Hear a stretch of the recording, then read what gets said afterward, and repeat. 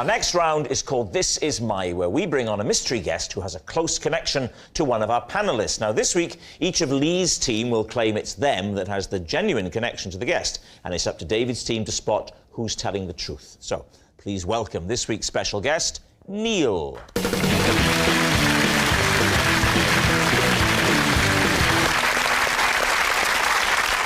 So, Warwick, what is Neil to you? Well, this is Neil, and he paid me to jump out of a tree in the park and propose to his girlfriend whilst dressed as an Ewok. Paul, how do you know Neil? This is Neil, he's my neighbour, and when he goes on holiday, I look after his parrot and take it out in the cage for a walk. And finally, Lee, what's your relationship with Neil? This is Neil, and to prove my manhood, I once assaulted a womble in front of him. So there we have it. Warwick's park proposer, Paul's parrot-walking neighbour, or Lee's womble witness. David, where do you want to begin? Where to begin? Yes. So, Warwick. Yes. Clarify exactly the transaction that you underwent with Neil. He paid me to dress as an Ewok and propose to his girlfriend. So, but if you proposed to his girlfriend, you then might have to marry his girlfriend. No, he was on his behalf. I mean, himself and his girlfriend were huge Star Wars fans. So you have got the costume at home just all the time? Well, I was given one after working on they the give you film. one? You ought to get that on eBay. Then you wouldn't have to jump out of trees and propose to people. You're obviously a successful actor. You know, obviously been in Star Wars, and you must have been doing better than having to pick the little jobs like this up. Yeah, but I mean... He's here, isn't he?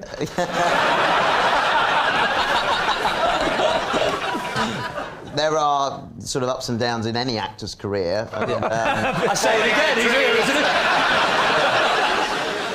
he? What was your line? What did you have to say? Well, I hopped out of the tree and I went, yup, yup, which is Ewok language for yippee.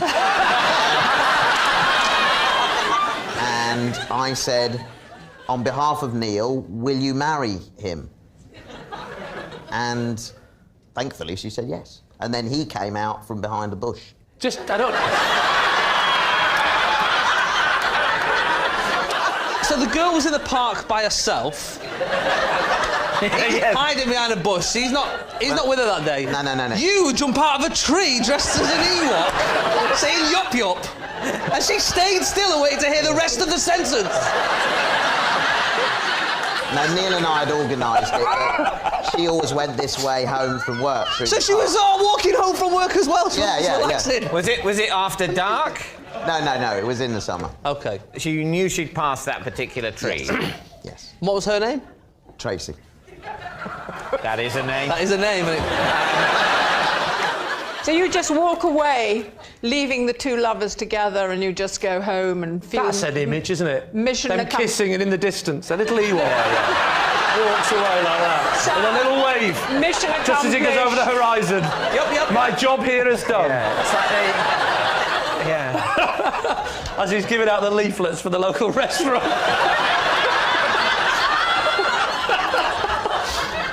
And did you get an invite to the wedding? Yes, I did, yeah. You did? Did you go? No, I didn't go. No. There's no money in that.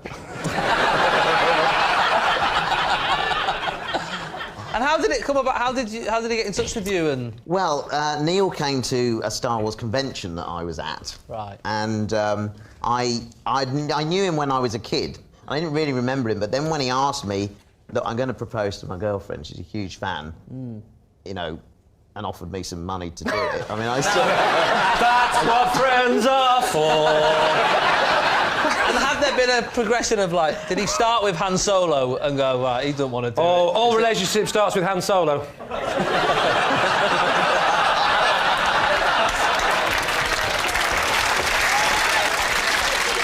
OK, well, let's move on to Paul. Now, Neil is your neighbour. Yeah. And he owns a parrot. Yes. Why does the parrot need walking?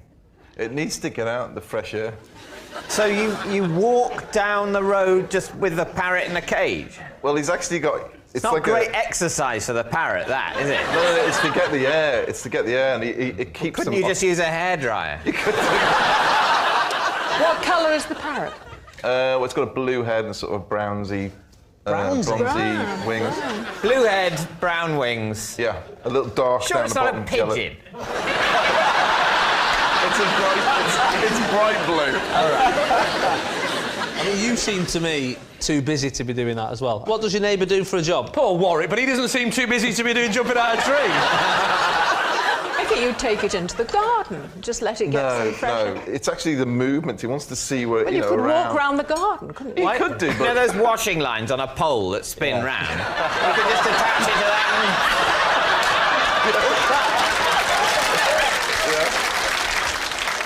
And where would you go on this walk, Paul? Where? We live in a village, and literally just up the lane, there's a little path which breaks out to the wheat fields, and literally, I don't go as far as I normally walk the dog, but about halfway up the field and back. He offered me to have this, it's like a haversack.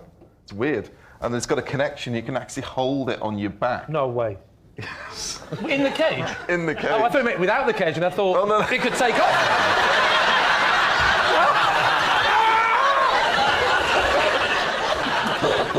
Now, what about Lee? So, Lee, the Womble assault. Yes. Tell the story. Well, there was a womble, and I... No, there wasn't. Wombles don't exist. It's a lie.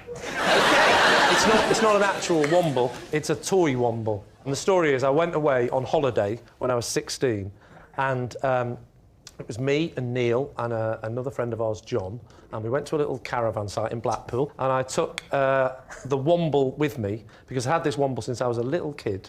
And I don't know why, but I took it on holiday with me, and when I opened the suitcase, them two mercilessly took the mickey out of me, and I said, that old thing, I don't even know how it got in there. And to prove my manhood, I got a pair of scissors, cut its ears off, and then burnt it on the fire. And was devastated, but I tried to show my manhood by just not being bothered. I don't bother about that, so... Did you cry later on? I was crying as I did it inside, but on the outside laughing. It's a bit like this show. I will say, Lee, to me, you have never seemed more human. How did your friends react when you sliced up the womble with the scissors? Did they go, yeah, you're a great lad, or were they? You and your boy talk. I know.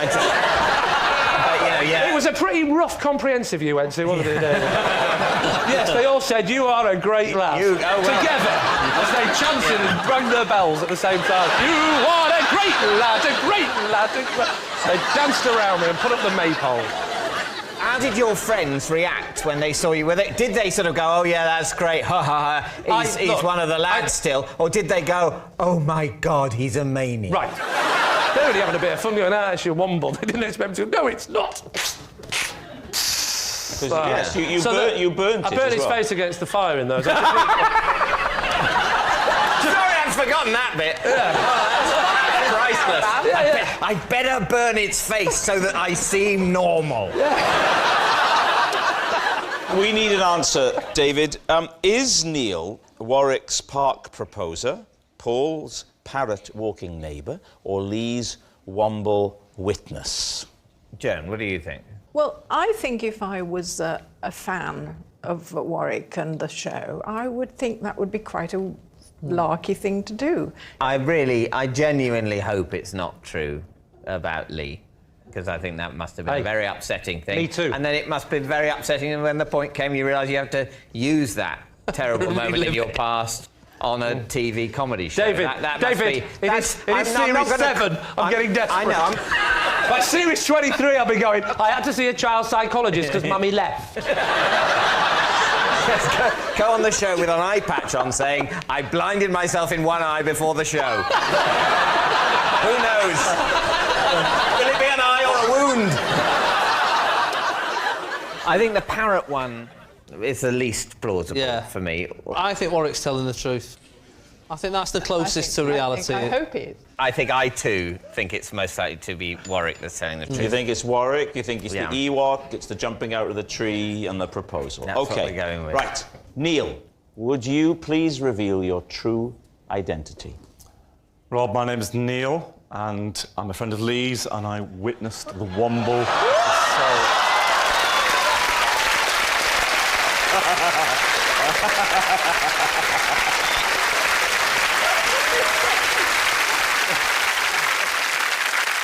I think I feel 1,000 years older. Thank you very much, Neil.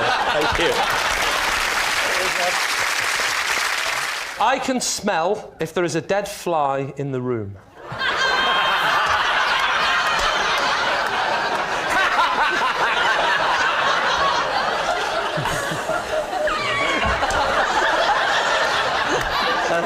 Can I just say, I know it sounds ridiculous, but I can smell a dead fly in the room. So, is what you're saying that if there isn't a dead fly in the room, you have no sense of smell? No, that's not what I'm saying. And you know damn well that's not what I'm saying, David. No, I can smell if there is a dead fly in the room. I can smell the dead fly. So is there a dead fly in here? Hold on. No, I can't smell a dead fly in this room, obviously. This is what we call a normal-sized room. I see. Okay, well, a room in my house. how do you prove this? Do you actually sniff it out? Can you actually, like a sniffer dog, you actually find the dead fly with your nose? Or you just go... No. I never told you I could find them. You can't locate it, you just know it's somewhere within the walls. Well, not within the wall. I'm not talking about flies that might have been killed by a serial killer and then sort of plastered in. Yeah. I can't smell them. I No, can't smell no. them. No, definitely not. Right, OK. But you can't locate them, you just know there's somewhere I in the can room. smell if there's a dead fly in the room. So where... How can you put it to the test? Because you might have been in a room in which there was a dead fly and you have not smelt it and said there is no dead fly in this room. And people have believed you, and yet lurking in the corner... It's a good question, Joan. It's a very good question. And I wish that I had a good answer.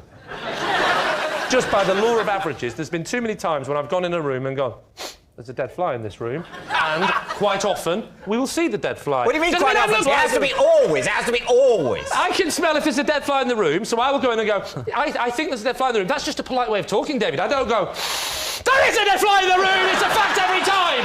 This room is a disgrace! I talk more softly than you, David. I have a softer... I don't show off about my talents. Okay. I walk in a room and I go, I think there's a dead fly in this room. In fact, no! I think you'll find there is, definitely. There always is.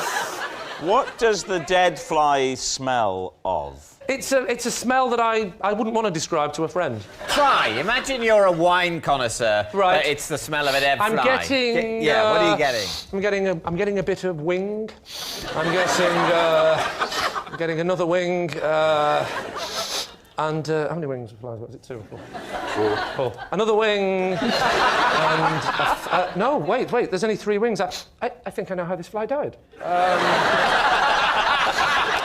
You've not really described the smell there. No, you've described the body parts of a fly while making sniffing noises. Well, I can't. You know, I'm a professional. You're an amateur. I'm trying to say it in layman's terms. Well, earlier on, I was... I came to see you in your dressing room to say hello, and I had a little look in the window, and only now I'm thinking there was a dead fly in there and you never mentioned it. Before you came, and I went, smell of fly. But I found that smell was soon overpowered, Jason. David, time to make your mind up. Is he telling the truth? Is that whole fly-smelling thing real?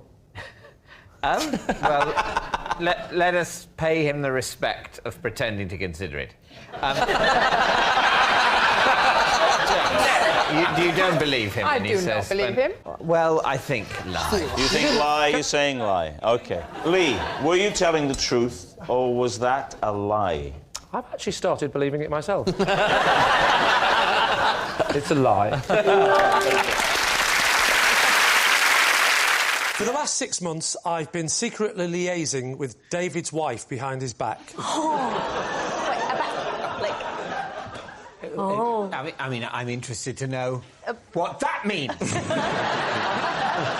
What was the reason? To make communication with her. We've been emailing backwards and forwards. And... Look at David's face. He looks genuinely concerned. Why did you email her? Email her is very, formal. She wouldn't answer my calls. Oh. I remember remember that period you were parked outside for a few days? This is Victoria Corrin Mitchell, just in case people... Is it? Don't know. I've been emailing the wrong person, I've got to go. So why have you been communicating Well, with her? I asked her a question. And... What was the question that you asked? The question I asked what was, interestingly, her answer? OK, well, her actual answer was, oh, come on, give me a chance. OK. The question was, it was a series of numbers with a question mark. Is this a quiz question? Yes. Right, so you've sent her a quiz question. Let's say that. So all this is, everyone, and there's no need to think about anything else. Yes. It's just a question for the sequences round of Only Connect. Let's go with that. Did she ask you for a question, or did you just give it to her? I slightly forced myself into the situation by texting her, but we... Wait, texted her or emailed her? There was a bit of everything. We even met up face to face. It was a very awkward laugh, David. We had a little secret conversation at your house. Where was David at the time? He was upstairs playing Trivial Pursuits with my wife. Well, that's what she called it. And I said, can you do me a favour? Can you not tell David what's going on? And she said, OK, absolutely, no problems at all. And I said, and also, don't tell him about this question thing either. Because I could use it for Would I Lie to You? Right. Yes. So what do you think? I feel like, David, you should probably answer this more than either of us, because you know Victoria quite well, I hope. Well, I thought I did.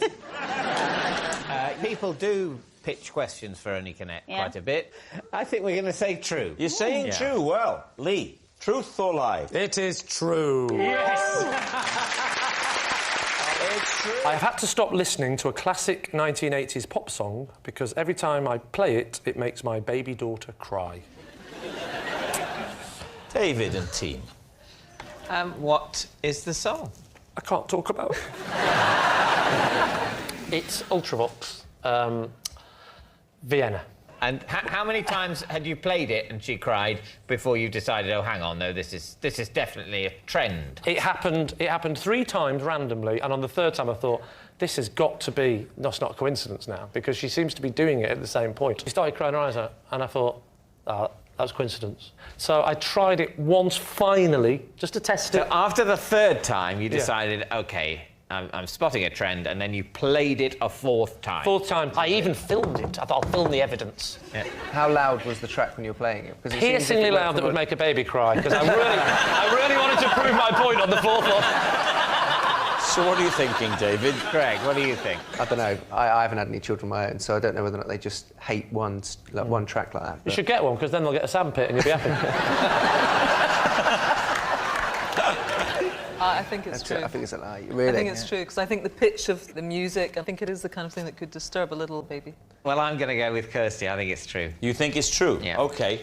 Lee, were you telling the truth, or was it a lie? It is, in fact, true. It is true. En route to a meeting at the BBC, I gave CPR to an OAP. How old? Pardon? How old? I'm 48. Why did she need mouth to mouth? Well, it turns out she didn't, and... but, you know, how do I know how you fix a sprained ankle? And how did you encounter the OAP? The OAP was just outside the tube station where the BBC was, and soon will be again, I believe. Which line? What? Which line did you get on? I got the train to Waterloo, and then I got the tube. Which colour? Well, she started off sort of pink, then she went red, then she went a bit yellow, and then I just got back again. What colour tube? Funny enough, when I got back that day and my wife said, what's happened today? I think, well, what a journey. When did this happen? I believe that you've been on the London Underground. Thank you, Dave. Well, should we leave it at that? Not quite. Describe the scene. I saw people in a circle looking down on the floor. Right. Someone said, is anyone a doctor? And I said, yeah, there's loads of people. Yeah. She goes, I don't suppose you can do CPR, can you? And I went, can I do CPR? And as it happens, I can do CPR. So what does CPR involve? Yeah. Put my hand there, and I started doing this. Yeah. This. What's your rhythm? I did this. That's too slow. Yeah, that's slow. It's meant to be you wanted it to staying be alive. Oh, sorry, I thought you wanted it in slow motion. It's the music of staying alive. You wanted it... How many of these did you do? So I'd say I probably got through the first verse. OK, so you did the first verse of Staying Alive, then what happened? And then she literally got up at the right moment of the verse. She went, Staying Alive! And then the ambulance came and took her off, and she went straight over a bridge and died. All right, so the story. what are you thinking? Stacey, does that have the ring of truth for you? Awful ending to the story, I'm so sorry. I'm very suspicious. He doesn't even know what tube he got on. You really, that's the most doubtful part of the story. What do you think, Susie? Yes. No, I think his rhythm was all wrong. Whoa. I've been told that before. No, I don't believe it. Don't believe it? No. Then we think it's a lie. You think he was making all of that do, up? Goodness I'm me. afraid. Lee, truth or lie? It is, in fact, a lie! I missed. When my kids were younger, I designed a special system for remembering which Teletubby was which. David's team. OK. Name the Teletubbies. Name the Teletubbies? Yeah. All right. You had Kian. Oh, no, that's Westlife. Hang on. You had Poe, Lala, Tinky Winky, and Dipsy. And Stuart Sutcliffe, but he left before Ringo. Right. You know what colours each of them are? Oh, you bet. You've got Poe, who is red. Poe is red, OK. Yes. Dipsy isn't. Yeah. Dipsy. What? Neither's Tinky Winky. Tinky Winky. And I'll say the same about Lala. Winky. So the system for your kids was just to find out which one was red? No, Poe's the red one. The green one is Dipsy. Lala is yellow. Yeah. Yellow. And who have I missed? Tinky Winky. Tinky Winky is like purple. But how do you know? What's the system? How do you know that they're those colours? You said you had a system. I have got a system. Do you want to know the system? Yes. Right. Poe. Yep. I remember as being like a post box, so that's red. Lala sounds like yellow. Well, it doesn't, but it sounds more like yellow than Poe, Tinky Winky or Dipsy. Tinky Winky, I sort of have a visual picture of him. A visual picture? A visual picture, yeah. Yeah, a visual picture of him with his willy out, which I picture of him as his little Tinky Winky. Purple. Purple. Urgent and purple. Dipsy sounds a bit like the deep sea, which is green. It isn't, it's usually blue, but the deep sea is definitely more green than it is purple, red or yellow. That's it. I'm not sure about this Willy thing, because in the end you were teaching your kids, weren't you? So... No, I didn't say I was teaching my kids. No, he's teaching There's one thing my family never do, is we don't teach our kids anything. My father before me, his father before him. We haven't got where we are today by teaching each other things. No, this was to just so help me remember, because I would often say to the kids, pick Poe up, and the kid would go, loser, it's Lala. The tragedy of this moment is that as a result of this, I will now remember the colours of the Teletubbies. Thus proving the system works. Well, yeah, I mean, you've certainly got a system now. I've got a system. I mean, I will remember Poe is red because of a post box. Yeah. Dipsy is green because it's like deep sea, which isn't green but might be. Tinky Winky's got an urgent purple member. No! Lala is yellow because it sounds more like yellow than the others, even though none of them sound like yellow. I will never be able to forget that. I'm not saying he's a purple member. David, is he telling the truth? What do you think? You know, the thing that gets me is, like, of course the system is completely and utterly daft, but he's pretty daft. And on top of that, he didn't get any of it wrong any time he said it. He may just know the colour of the Teletubbies without... Because I think the system, effective though it's proved to be, is just something he's invented. I think we've seen him invent it. Do you think it's true?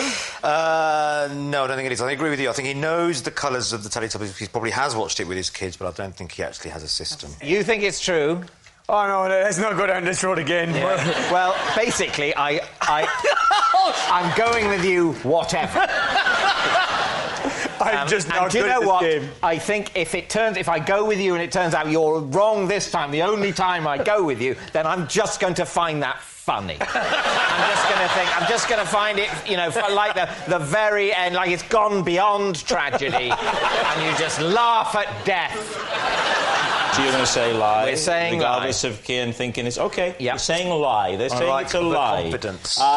Lee, was it the truth or was it a lie? It was, in fact, true.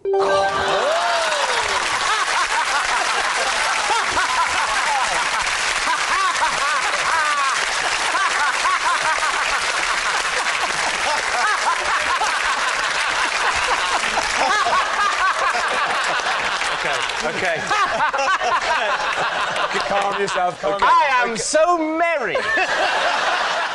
Having recently got into Eastern cuisine, this Christmas sees the launch of my new cookbook, Lee Mack's Walk Around the Clock.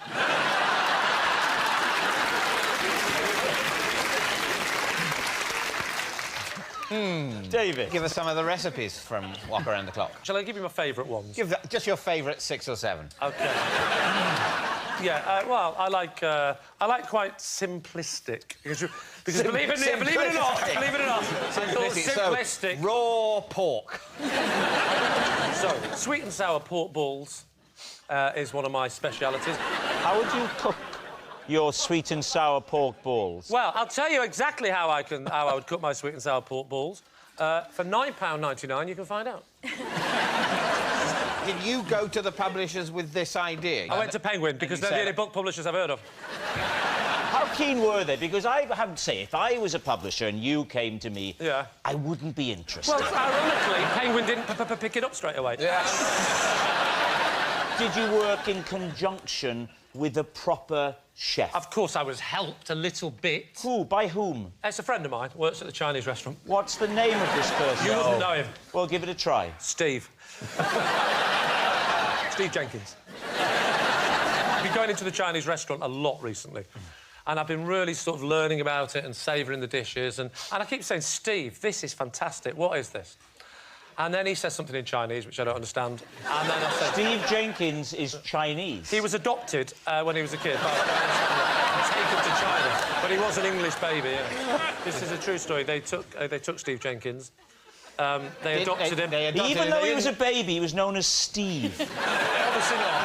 Then he was called Baby Steve. So this Chinese couple adopt baby Stephen. He's got his full name. He's got Steve Jenkins. They don't change his name. But they couldn't change his name, could they? They continue to call him Steve Jenkins. Well, he was clearly an English baby. They knew he was going to grow up looking Western. Was he the only Steve Jenkins in his school?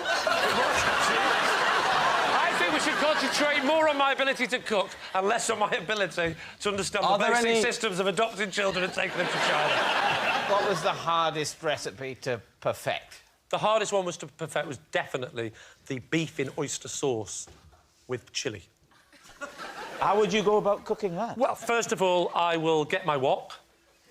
Yes? Very bold of you. Yeah, so I get my wok down from my wok shelf. Yeah.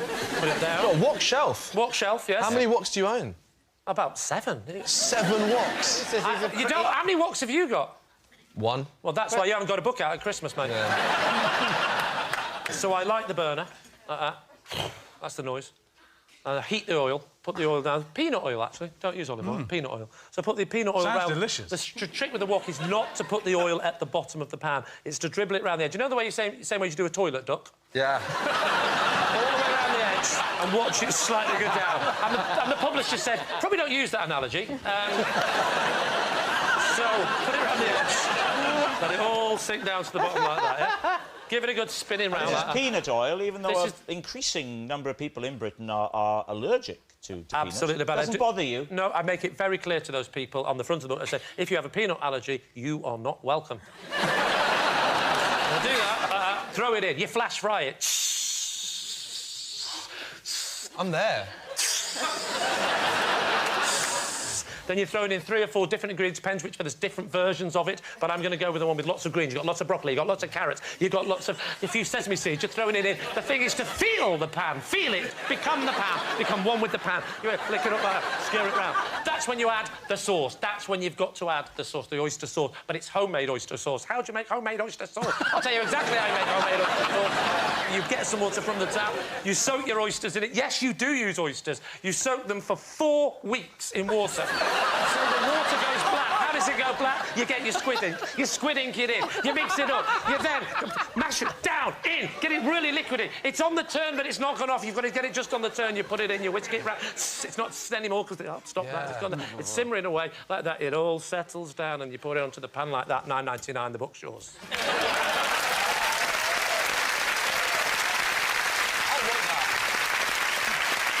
David, what are you thinking? It was very entertaining, but was it? Well, I say very. Was it true? No, it wasn't true.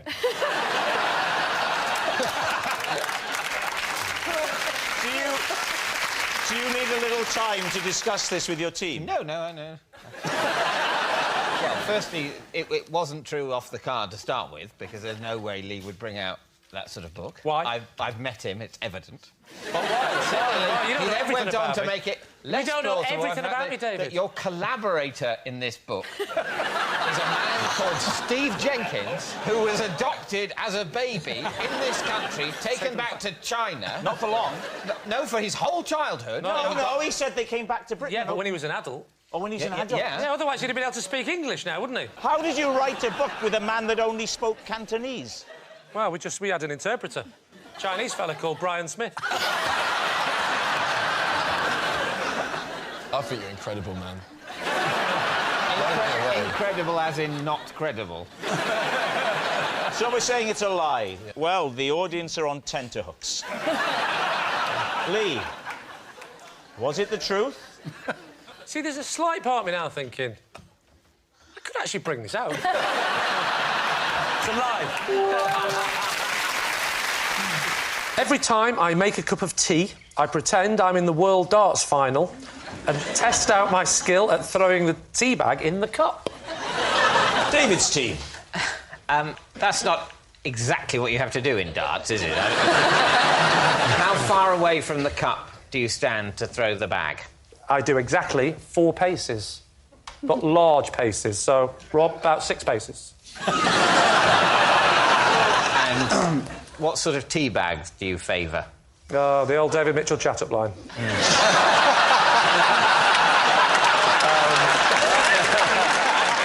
The tea bag of preference is... Use a pyramid bag? No. Or a frisbee like Tetley affair? The little round ones, the round ones. Because, as we all know, if you're going to try and throw a pyramid-shaped tea bag into a cup at 4 paces, well, you're an idiot. We all know that. What's your success rate? About 1 in 10. The way I do it is this. So you get 3 tea bags, you take your 4 paces, and then you do a little bit of a, psych yourself up, pretend it's the World Darts final, give yourself have a pint of bitter. Yeah, put on a bit of weight, yeah. Get the tea bag, and then give myself a bit of pressure by saying to myself, here he is, Lee Mack. He needs to get 1 tea bag into the cup to become the World Darts champion. Can he do it? If you get it in the cup, do you then say 180? No, because there's only 1, so I just go, 1! But I'd usually end it, I go, 1 tea! And then I'll throw 3, and then I'll go back and I'll gather the 3, and I'll do it again, and then I'll give myself 1 final throw of 3s. This sounds remarkable, and we're all now picturing it, aren't we? Yeah. In our minds. How lovely it would be if we had a mug. Well, that's the thing. And if we had some tea bags, and if the mug, for example, got popped just on the desk there. Why don't you put it there? Well, that is far more than 4 paces. Yeah, you've got to come over here. You come over here. I tell you what, after this, we're going to forget all this truth and lies stuff. This is a much better game. Right. So what I do is I go up to the cup like that, and I'll sort of do 1, 2, 3, 4. Yeah. I'll often do this. I'll look to my right, might put the kettle on, get it ready, and I'll often look to the left and go, Rob, get out of the kitchen. And I'll go like that. I'll go, Heston, the beans are burning. You were in charge of them.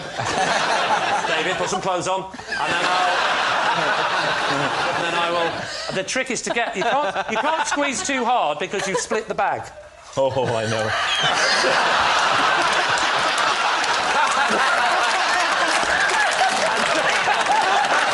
The trick is to give the tea bags a little shake, and then you've got to get them compact. I mean, it's a bit disgusting, but a real little trick is if you've got sweaty palms, you'll get a bit more, you know what I mean? A bit more I've got sweaty palms. Yeah, but I don't want you, because I've got to drink the tea. Oh, right. And you're not always going to be there for me, are you? I am. At least say you're not, David. And then you put it onto your head. Lee, yeah? just say, you've obviously got quite a large kitchen. Well, no, because I'm now in the living room. But you just said the kettle's there. Yeah, no, I keep my kettle in the living room. I'm old school. Why get up to make a cup of tea? Put it next to your sofa. I'm an idiot. Right, and then you do that. You get it on your head, like this. Yeah. Like that, and then you do that. I'll tell you what, when it hits the cup, it's a lovely noise.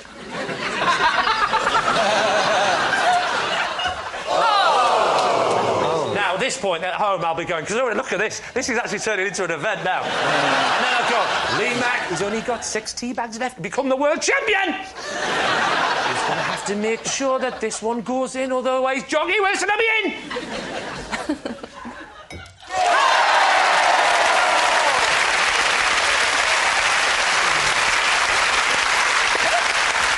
Lovely. Right, there we are.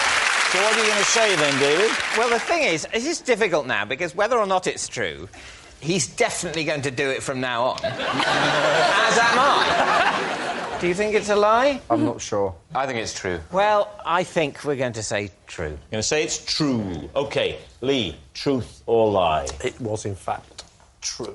11 years ago, I did a very bad thing in the kitchen.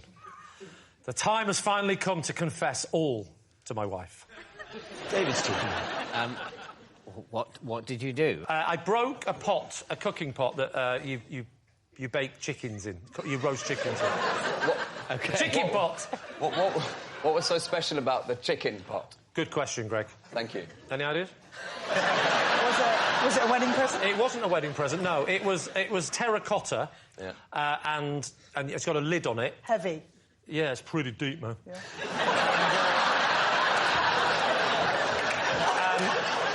No, it genuinely is. It's about that deep, isn't it? And you put the lid on. And the thing about these terracotta pots is you're not supposed to wash them.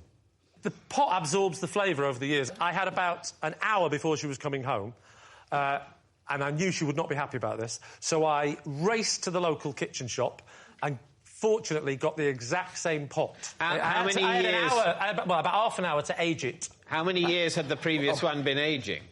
Oh, 7 years. So you had to do 7 years' worth of casseroling? Yeah. In half an hour. In half an hour? No, I had to make it look like it was weathered. How did you do that? First of all, I put a bit of soil on it. Then I put Marmite on, and then baked it very quickly on a high heat, and then scraped the Marmite off. Then I got sandpaper, a bit of sandpaper on it. Yeah. All this in the half an hour? Unbelievable speed. Before she got home? When she arrived home, did she suspect anything? Well, I was with another woman in bed, but apart from that... How did you break it? Well, I was fixing something with a screwdriver, and I got in a bad mood, and I threw the screwdriver down. You threw a screwdriver so hard that it shattered an ancient cooking pot. Didn't shatter it. Crack. And it's not ancient, but the word pot was correct in that Did sense. you say you... I threw it down, it bounced, and it just chipped it a bit, but it was enough to make my wife... She would have noticed that chip. So, you said... Just let me have a drink and have a think about this. I'm not even married.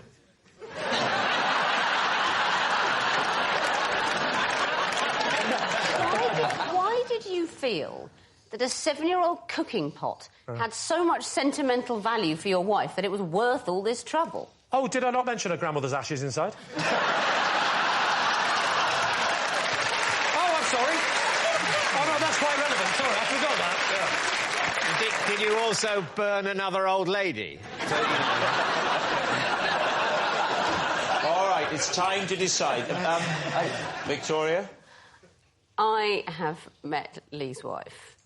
She's an extremely sophisticated and nuanced woman with many interests. I don't think she'd be so... Whoa. What do you mean, many interests? What do you know that I don't? What are you saying? I can't believe that a 7-year-old pot would loom so large that you would feel unable to tell her. That's because when you come round to my house and you're with my wife and we're having dinner, she's pleasant and she's nice. She's lovely, she's calm. And the second we wave you off, bye, see, this has been lovely, close that door. She goes, you embarrass me again! With your TV friends! That posh one with the beard kept staring at me! And I didn't like her husband neither.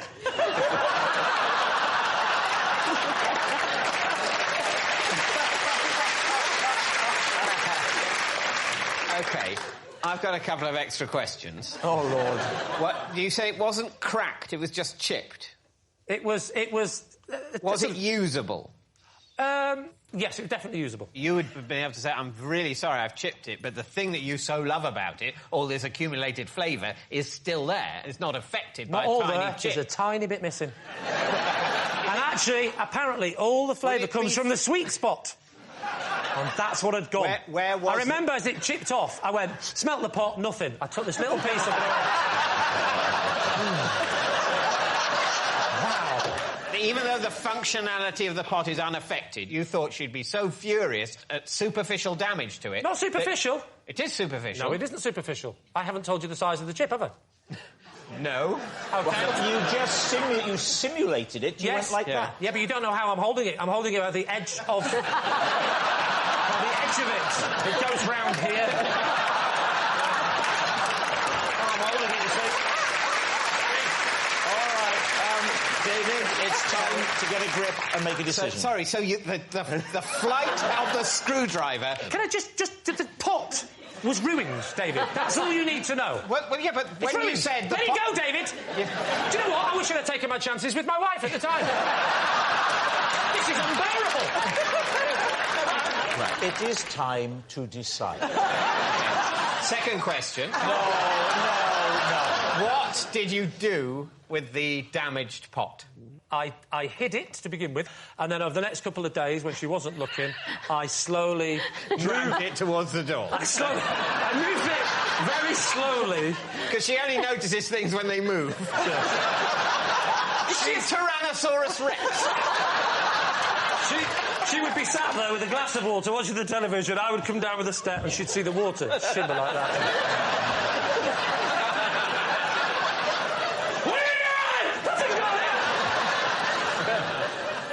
So, David, it's time to decide. Yeah. Was Lee telling the truth? Well, what do you think? I think it's a lie. What do you think? It can't be true. I think it might be true, but I'm not going to overrule my team. We'll go lie. Lee, were you telling the truth or were you telling the lie? I'm sorry, my dear. It's true.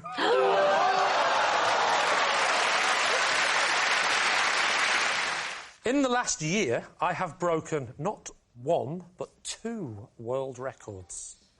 David's team. World records. You heard it right. What are they? It's darts world records, actually. The one sport I actually am not bad at. Are they both in darts? Both, yes. Both records are in darts. Both and what are the 2 records in darts that you now hold? I am the world record holder for the most amount of number 2s in a minute. And I'm also the world record holder for the most bullseyes in a minute. But not just the bullseyes, the green bit, the outer 25 as well. Right, so the most number 2s in a minute. Correct. And the most bullseyes. So, how many is it? That's a good question. I can't remember. The number 2s, it's 18 number 2s in a minute. Yeah. And the bullseyes, or 25s, was 12. Did you get an official, records adjudicator to come in? The Guinness Book of Records were there. You're saying that you're in the Guinness Book of Records? I'm going to be in the Guinness Book of Records this year, yeah. How was it organised? It was actually... a television programme got involved, so they booked the people. What television programme? Not that programme that hasn't been on for 20-odd years. Cheryl Baker. The new one called Officially Amazing, which is the children's version on children's television. Do you watch children's television? I think the one you were talking about was also for children. It's just you were a child then. Oh, yeah. And did they televise both of your records? Did they think, God, that twos one was good? Yeah. Let's have a look at that, vary that up by having him aim at the bullseye. Did they think that was... They told me in advance I could have a go at both world records. I think, to be fair, the first world record, the most number twos in a minute, was a world record that had never been attempted before. Oh, so there was no record to beat. Correct. So one would have won it, technically. No, because they set a bar. They say you have to be at least a minimum standard. It's not like your opponents. You have to... you have to... No, don't anger him. So, yeah, you have to reach a minimum standard, and I think the minimum standard for that, they said, was 14. But the Bulls and 25s was an official record that did exist. What was the previous record? 11. And you got? 12. What are you thinking, David? Well, what do you think? It sounds quite plausible. There's loads of those kids' shows when they do those silly challenges and stuff. No. Don't undermine my moment. This wasn't a silly little challenge. This was the world record. Yeah, but as you say, it was a world record. It was the first one, the but first the other one. But someone's got to be the first one. No, but the other one Someone was there. The other one wasn't. Don't make me come over there, David. The other one already existed and was 11 by an American. Romesh. I don't buy it. I think that they wouldn't let you go for 2 records in a show. Officially amazing, I've never heard of. That isn't officially amazing. It's not official, or is it amazing? It might be. If it was a show called Vaguely Interesting, then I'm not... OK, we'll say lie. You're going to say lie? OK. Lee, world record holder, twice. Truth or lie? It is, in fact, true.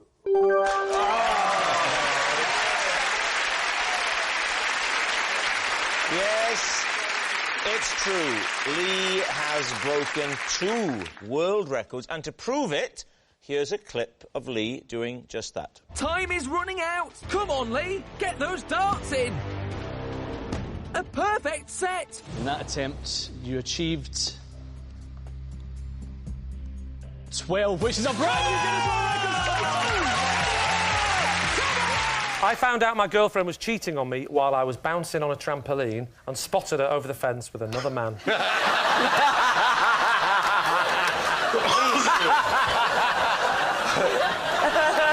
What age did this traumatic event occur to you?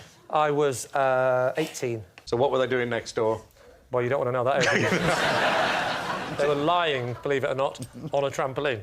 You were trampolining in your garden. Yes. And you saw over the fence. Yes. Into your girlfriend's garden. No, she didn't live next door. Oh, right. Neither lived next door. Neither of them lived next door? Correct. Why were they next door, Because there was a party going on next door, and it sort of slightly drifted into my house. It was like 2 sort of houses were taking part in the party. It sort of bled into mine. What sort of trampoline was it, Lee? It was the TS497. The old trampoline.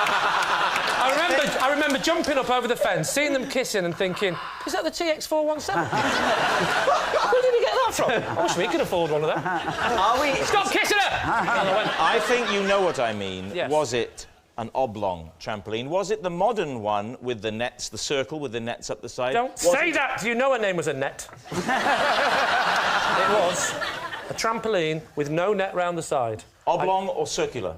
Well, she'd lost a bit of weight. I would say slim to oblong. So, you couldn't see what was going on except at the top of your bounce trajectory, is that right? Yeah. Yeah, and then what do you see for an instant at the top of that bounce? Are they already doing it? They're not doing it. Are they already kissing? Are they already writing poetry? Have they taken their shoes off? They haven't taken their shoes off. Oh! You know what was worse, though? It was the only thing they were wearing. How long had you been seeing her for? We've been up and down over the years. So go on, you're at the peak of your trajectory, affording you a wonderful bird's eye view of the neighbouring trampoline. Correct. What did you see? I saw my then girlfriend. Whose name was? She was called Joanne. So what happened? I wanted to have a proper look. I went straight up to the climbing frame, and sure enough, my fears were confirmed. Oh, my It was word. the TX497. You must have been furious. Oh, I was so angry. I was so angry. So I came round, got on the trampoline, and I went, Joanne! And she looked round, there was no one there. And then I went to the top again, Joanne! She looked round, there was no one there. This carried on for a long time. Joanne! So then I timed it perfectly. I said Joanne when I was down. Joanne! Well, it took a while before I worked out that system. So what do you think, David? Is he telling the truth? I don't think so, no. Why? Can I be honest with you? I'm not convinced either. Lee, bouncing on the trampoline and spying Joanne. Truth or lie? It's a lie. No! Our next round is called This Is My, where we bring on a mystery guest who has a close connection to one of our panellists. This week, each of Lee's team will claim it's them that has the genuine connection to the guest, and it's up to David's team to spot who's telling the truth. So please welcome this week's special guest, Marie.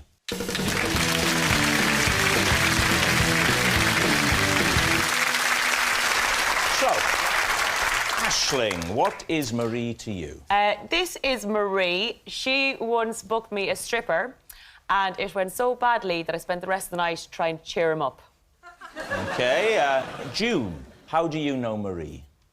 Well, I call her Mari, you see, because Mari is going to play the young Dot in a spin-off of EastEnders called Dot Cotton, The Motorbike Years.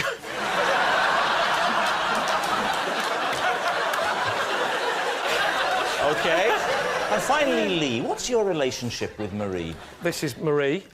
She once asked me to pop into her house to get rid of a spider.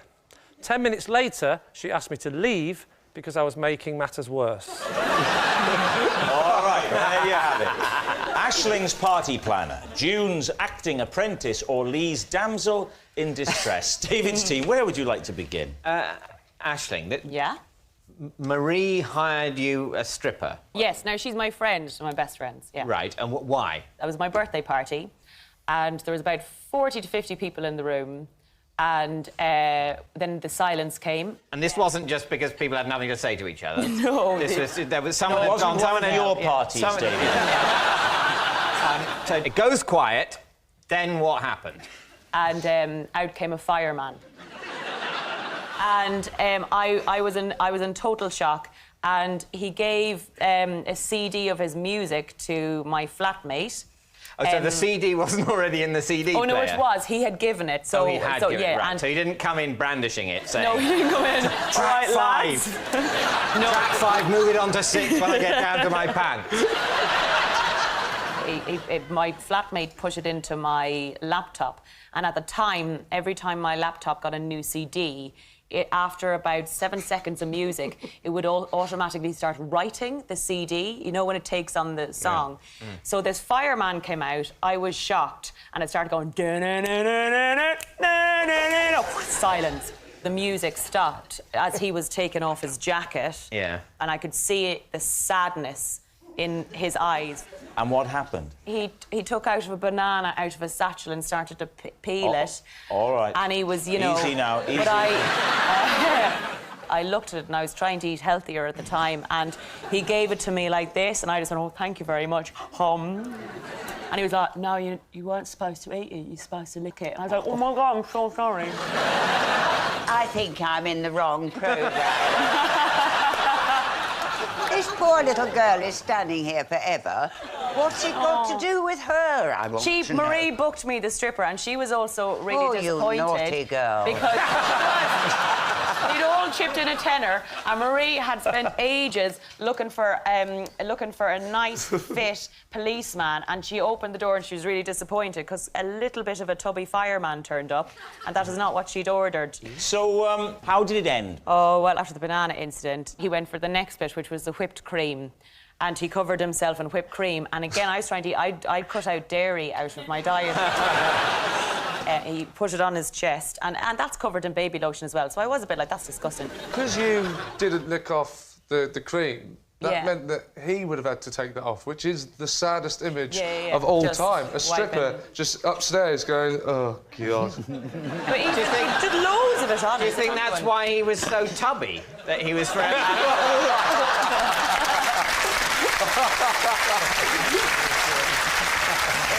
All right, David. Who would you like to move on to? June, what's the broad outline of Dot Cotton, the motorbike years? Well, they've done this before, haven't they? They had a young Lou and a young Ethel years and years and years ago, and they decided they'd have a young Dot to show what she was like before she was married. Dot, you see, you was apprenticed into hairdressing.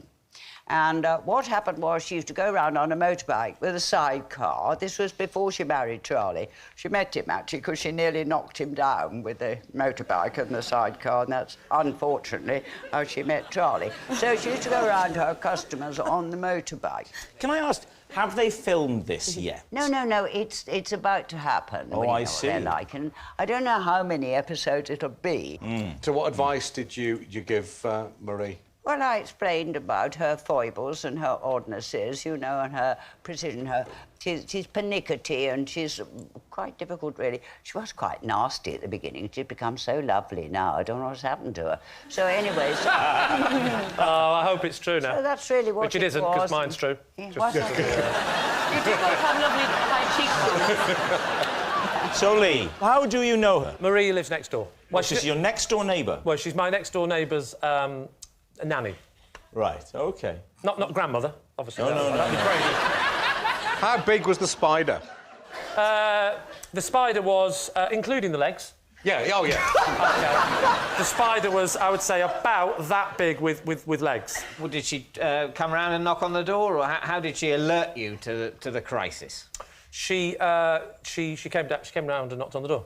And what leaving the children and the spider unattended? Yes. And what were you doing? I was at home just watching television, you know, just like you do, watching a bit of So what time? Bit of EastEnders as it goes. What time of day was this? 7:30. It's about 7:30 till 8. So it was in the evening, and Marie knocks at the door.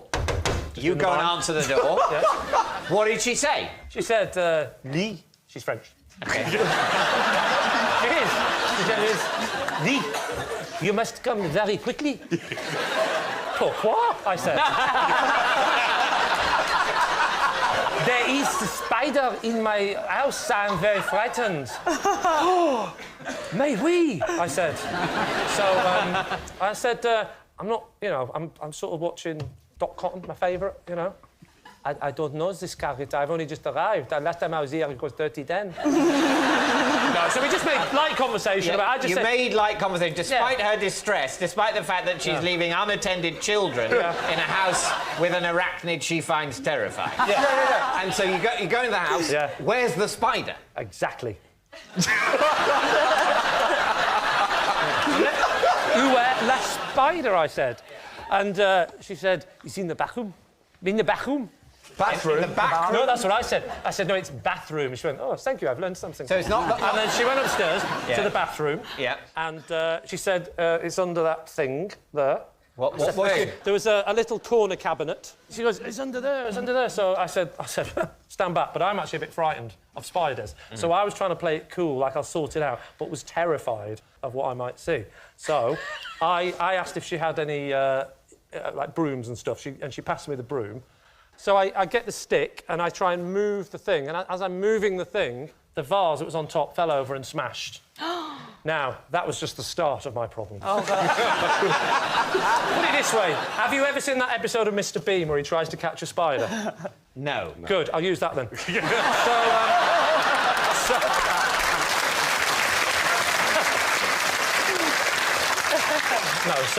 So the vase smashes. Now the child comes in, sees me. I panicked, saw the broken vase, saw the child with no shoes on, and just sort of went, whoa, get out, like that. Bit too assertively, and the child started crying. Oh, but why do you make me cry so? Hang on. No. Child is not French. No, that's what I said. I said, let me finish. I said, are they French children? And she went, no, but, you know, the parents are never here, so they learn from me. It's unbelievable. 3 years old, never been to France. He's going, boo-hoo, boo-hoo. Why must I cry? Horrible. What happened then? She shepherds them out like that. So I got a bit more brave, and I went over to the thing like that now, and I just go for it. I just pull it like that. The whole thing goes over. The drawer comes out, and things spill all over from the top drawer, and there's some awkward things in the top drawer because I am in the bathroom that Marie uses, so it's her bathroom. I'm not going to go into detail. What sort of awkward things? I don't want to embarrass her. But a Lee Mack video?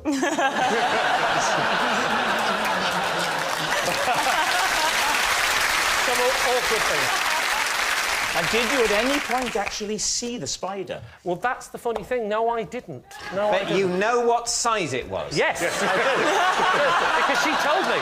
She told me, didn't she? You described the size quite specifically. Because I listen to women, Rob. That's the difference between me and you. That's why they go out with me. Because I listen to what they have to say. I don't always go, did you see me and Gavin and Stacey? No. I'm interested in their lives, Rob. In their lives and their fears. It's not all about you. All right, well, is Marie Aisling's party planning friend, June's acting apprentice, or Lee's damsel in distress? Well, I'm pretty sure that Lee doesn't listen to women. No. So but what do you think? What Lee's saying is obviously... it's just not true, is it? Yeah. Dot Cotton, the motorbike years. No, no. Aisling's absolutely sold me on this. I can see you struggling with that banana. It's unquestionably. What do you think? Marie looks Irish as well. There's something about her that's Irish. OK, we think it's the stripper story. You think it's Aisling? OK. Marie, would you please reveal your true identity? Sorry, it's...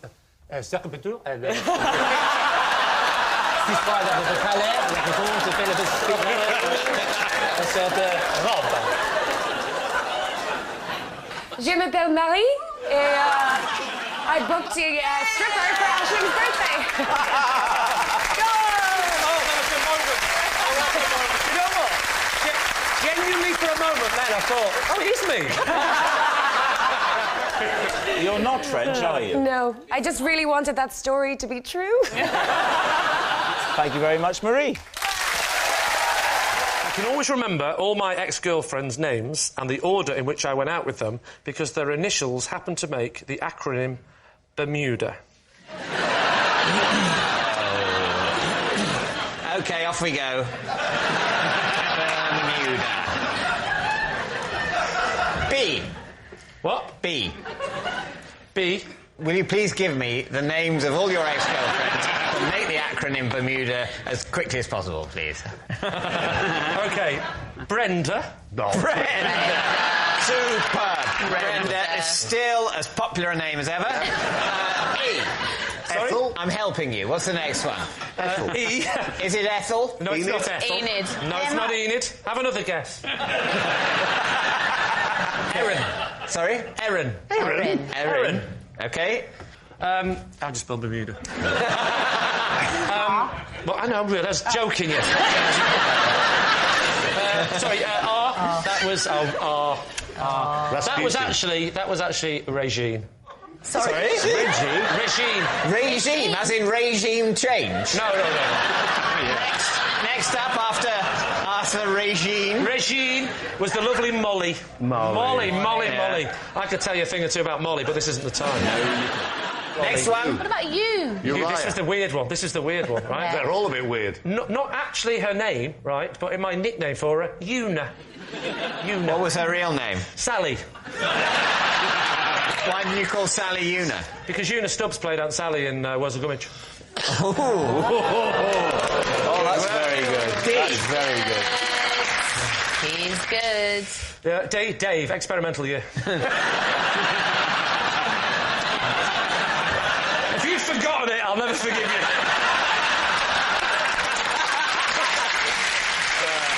Happy days, Dave. Dave, the D, that's what you're saying. The D is Dave. Of course I'm not. OK. Delia. Not the Delia. And may I say, not my mother, who was called Delia. True story. Definitely not her. But that's why it popped into your head now as you were making it up. And A was Alex. That certainly is a serendipitous series. Yeah, exactly. It wasn't serendipitous. I wouldn't have been able to do that. What was the M again? What? The M again? Molly. And the E? Was... What? The E. I'll tell you exactly what the E was. The E was... It was, in fact. I'll tell you exactly...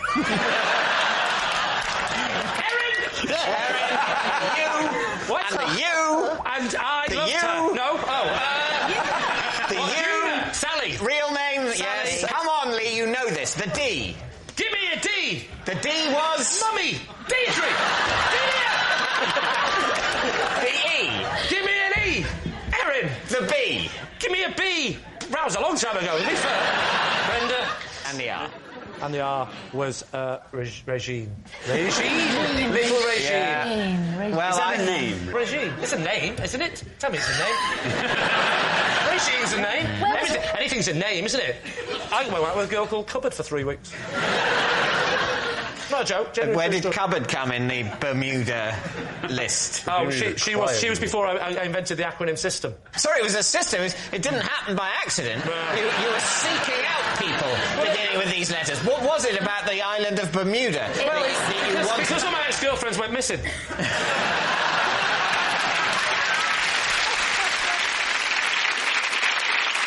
So what do you think, David? What does your team think? I think it's a lie. Would he go with somebody called Brenda?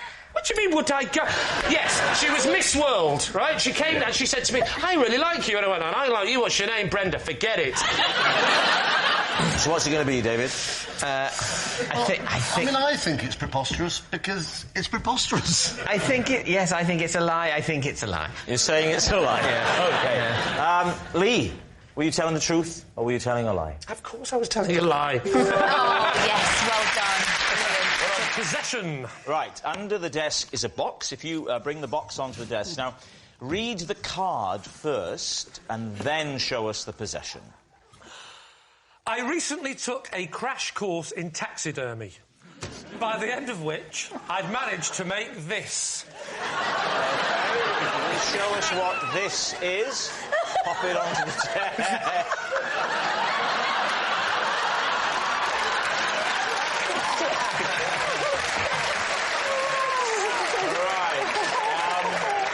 David's team, where would you like to begin? What is it? I can't see. Can we have a proper look? That, Sheila, is what I call mouse on a skateboard. Would you like me to take it across? Please do. What's it made of? Made of mouse. With a little bit of skateboard. Oh, no! How was he killed? He looks like he was... I should point out that he wasn't killed. He was found dead naturally. It's like he was found walking down a very small alley. Careful, took ages. OK, first of all, how long was this course? This is the first course. The course is... it takes place over about 16 weeks, so 4 months. A crash course that's... Taxidermy takes years to perfect. But This is a crash and how often did you go? It happens every week. Once a week. For 16 weeks. That's not a crash course. That's an evening class. No, not in relation to the proper course to become a professional taxidermist. Well, that goes on for 25 years and you meet once every 6 months? That takes 4 years, or until the animal dies. Can you... How did you do that mouse? Basically, I found a mouse. Where? There, on the stair.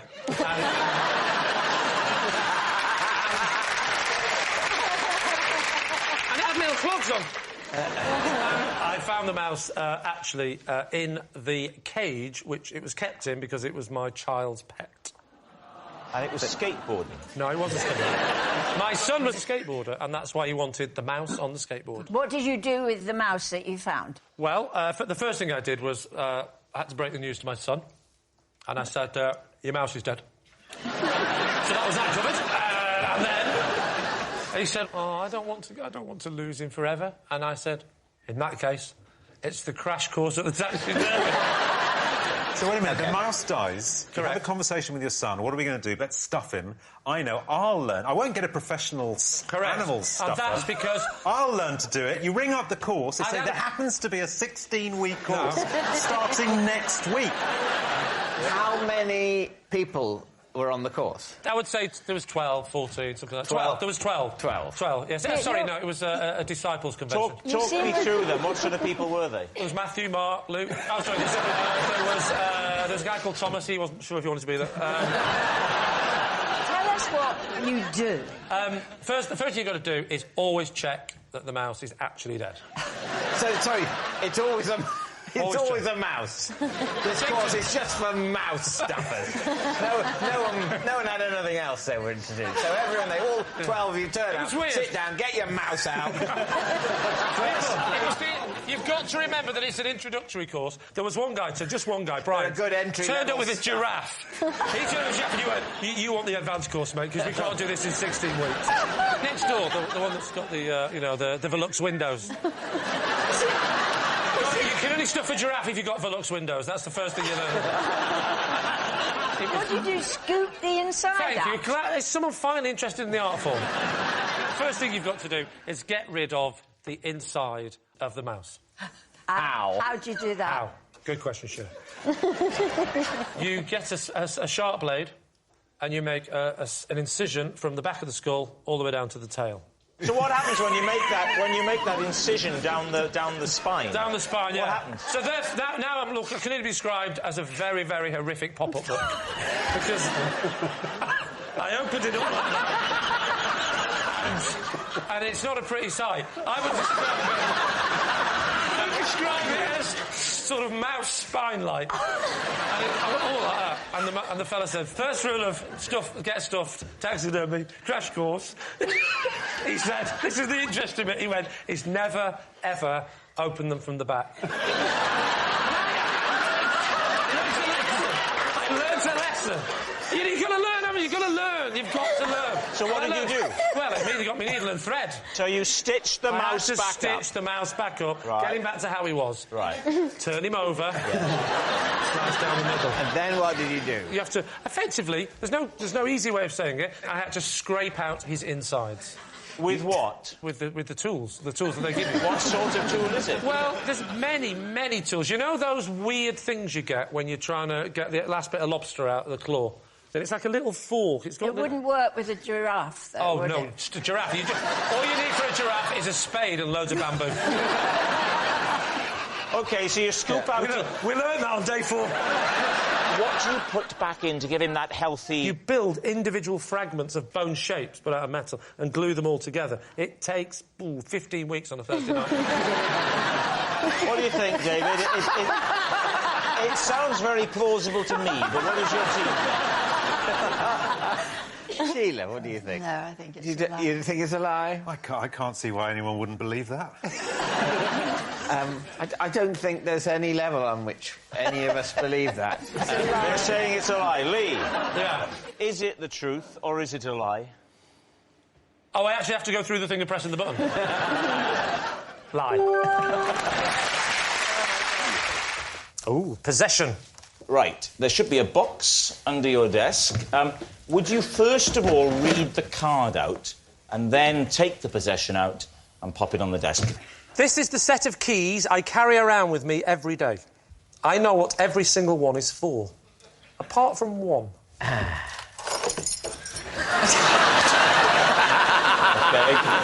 Box back on the floor.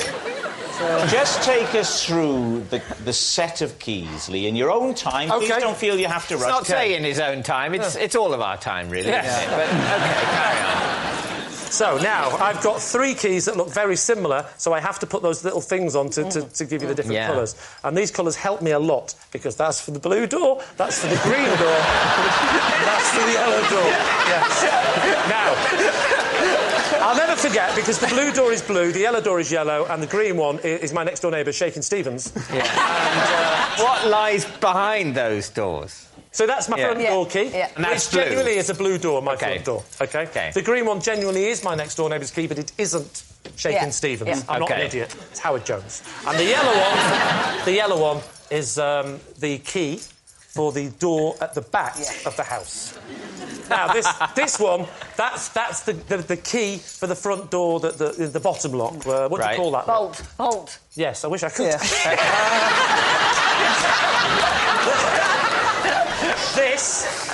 This unusual-looking key, that's for the money chest. Money chest. That's for a small tin that we keep some money in. Right. And some things that we don't want the kids to see. Why don't you want the kids to see money? And what else don't you want the kids to see? I don't mind them seeing the money. It's the other things I don't want them to see. Like what? The remains. So, OK, that's where you keep your money and the remains of those who you've killed. Yes. Then you've got PBU. That's that one there. What does PBU stand for? PBU on the keyring? Yes. It's the place for bins, you. It's a little... Just like that! Yeah. He couldn't have made that up. It's true. We've got one of those outside little shed things you're supposed to put the bins in to make it look tidy. And my wife constantly comes out and says, "There's a place for the bins, you!" And to help me remember, that's the key, I put PBU on the thing. So you give yourself the job of remembering the night before the bin men are coming to go out, unlock these bins. Every time you go to put some rubbish away, you unlock the bin. No. None of this... Because the shed that the bins are kept in doesn't have the lock. The gate leading to the shed that the bins are What's going in these bins? My wife making things more of the bins than me. Then we've got this little baby here. Oh, this tells a story. This one is for the safe. But the safe, bizarrely, it was already in the house and it's behind a picture. How exciting. The key has never fitted. We never know what's in the safe. Now, what is the picture in front of the safe? The picture in front of the safe? Yeah. Oh, that picture. You know the safe that doesn't exist? Well, there's a picture that doesn't exist in front of it. This is the bit. It's obviously a painting of your bins. This is the bit. This is the bit you're going to find. That must never be taken from the house. This is the bit you're going to find crazy. It's a picture of the safe. No, it's crazy. It's absolutely crazy. And this, David, is the key to your heart. It's not. That is to the side passage. And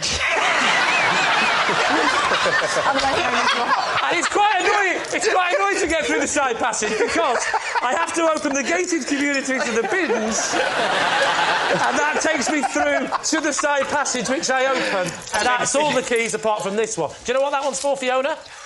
Nobody knows. And how did you get that key? That key. Just give it to... And this is the bit that's not funny and I don't want any jokes. My great-grandfather fought in the First World War and he had a key round his neck and we don't know what the key was for, but it was passed on. He gave it to his father gave it to his father. He gave it to his father, so he passed it on backwards in time.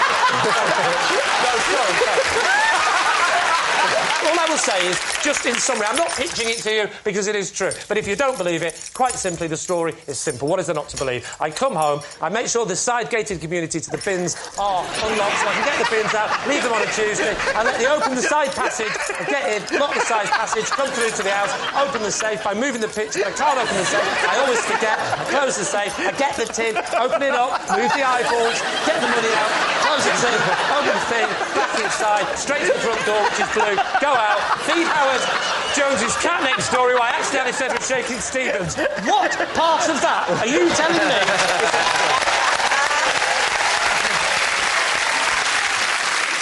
So what are you going to say, David? What does your team think? I think we're going to say it's a lie. Saying it's a lie. Lee! Was it the truth or was it a lie? It was a lie.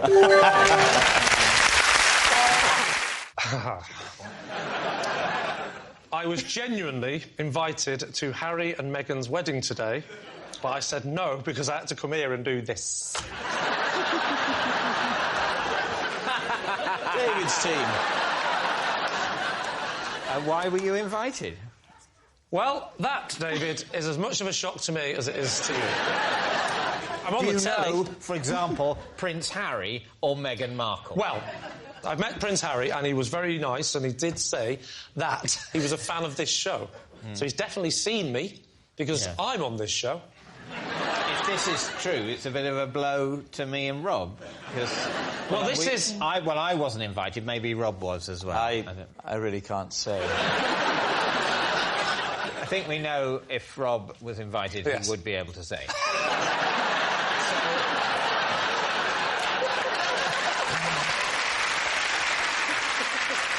Well, this is interesting, because I want to know if you were invited, because as soon as I got the invite, I met Prince Harry, and I know he's a fan of the show, so I immediately assumed that you two had been invited as well. Yeah. So I went to phone you, and I phoned you first, and I put the phone down, because I didn't want to ask in case you hadn't been invited. I thought it wouldn't be a good idea. Yes, it would be a horrible thing to let slip, wouldn't it? Yes. If you'd been invited, it would be a horrible thing to do to someone under any circumstances, even if it wasn't in public.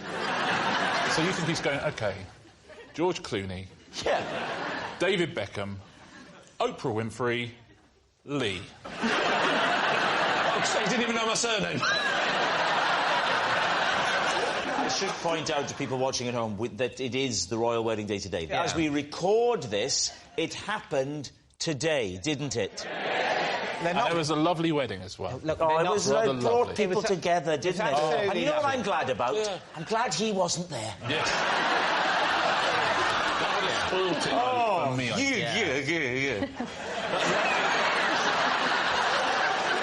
Did it come through the post? It went through my agent. So it was more like a booking. Were they expecting you to do some of your silly humour or something? Did you have a +1 as well? Yes, I did. And so your wife was happy for you to come and do this instead of going to the royal wedding? Well, actually, my wife couldn't go anyway. So that was the other problem as well. And then I thought, well, who would I take? And I did actually think of one of you two. I thought that's going to be more awkward. So but then I thought maybe it's not awkward. If David's been invited, as I suspected, and Rob hasn't, I'll take Rob. And then we're all going. There was a lot of social etiquette. I was a mess. That is the other question. Why didn't... Because the wedding finished... Well, this is the irritating thing. 1, yes, and then there was a lunch. I got the invite that said the wedding is going to be at 12 o'clock. Mm-hmm.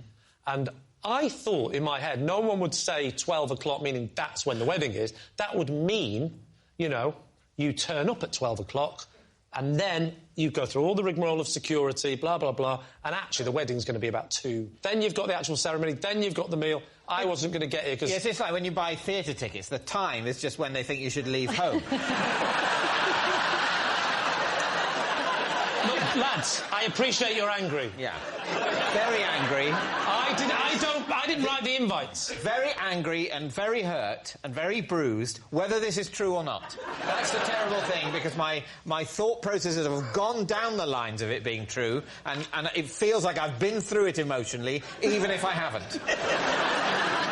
OK, time to decide. Well, I think it's unlikely. I'd love it to be true, but I think it's unlikely. I wouldn't. This has been one of the most psychologically damaging thought experiments I've ever gone through, and so I couldn't. I don't think I could pronounce the words. I think this is true. Oh, I just did. You think it's true? We're going to say lie. I think lie. Lie. We're going to say lie. I've a horrible feeling in the pit of my stomach that it's true. It's like waiting with a specialist for a result. Yeah. Ironically, if this is true, when that moment comes for both of us, it'll just be a mercy. So, Lee, tell us. They think it's a lie. I pray it's a lie. It is, in fact, true.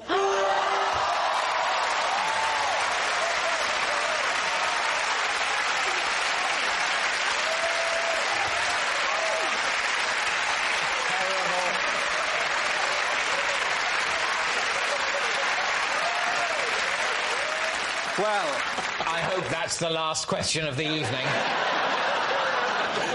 Well, how did you thank keep you that for secret? watching. That's it. Yeah, I mean, thank you for watching. Oh, actually, there's something else as well. Sorry, I've got to tell you this as well, which is quite important. This is a true story as well. I was lying. Look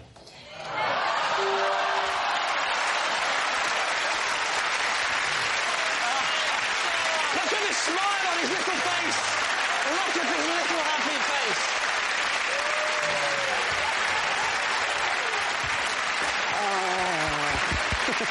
We're okay. It's all right. It's all right. Yes! Praise be, it was a lie. Of course it was a lie. Lee wasn't invited, of course he wasn't, to Harry and Meghan's wedding. Do you know what I think? I think the producers of this show are just trying to turn us against each other. They're doing a good job. Our next round is called This Is My, where we bring on a mystery guest who has a close connection to one of our panellists. Now, this week, each of Lee's team will claim it's them that has the genuine connection to the guest, and it's up to David's team to spot who's telling the truth. So, please welcome this week's special guest, Neil.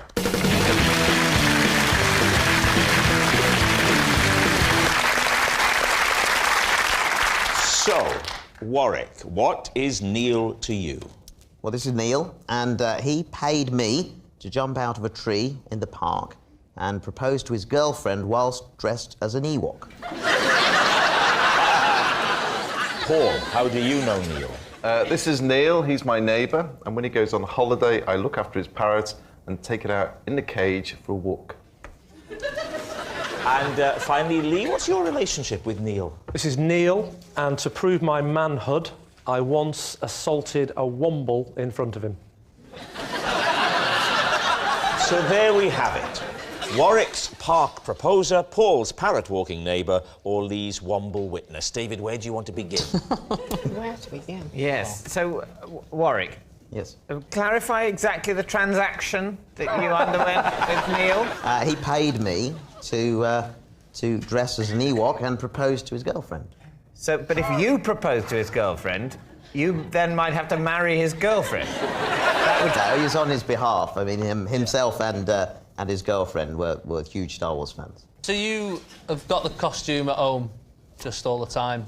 Well, I was given one after working on they the give you film. one? You ought to get that on eBay. Then you wouldn't have to jump out of trees and propose to people. You're obviously a successful actor. You know, obviously been in Star Wars, and you must have been doing better than having to pick the little jobs like this up. Yeah, but I mean... He's here, isn't he?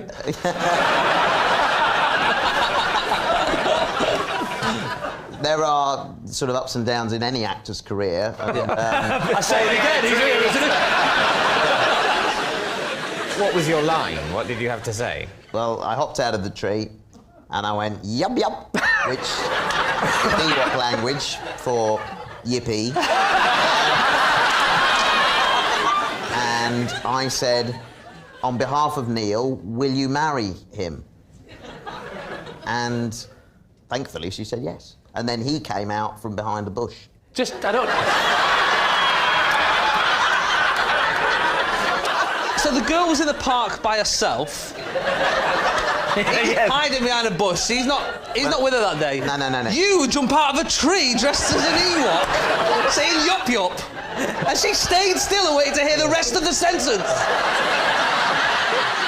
No, Neil and I had organised it. She always went this way home from work. So she was walking home from work as well. She was relaxing. Yeah. Was it after dark? No, it was in the summer. Okay. So you knew she'd passed that particular tree? Yes. What was her name? Tracy.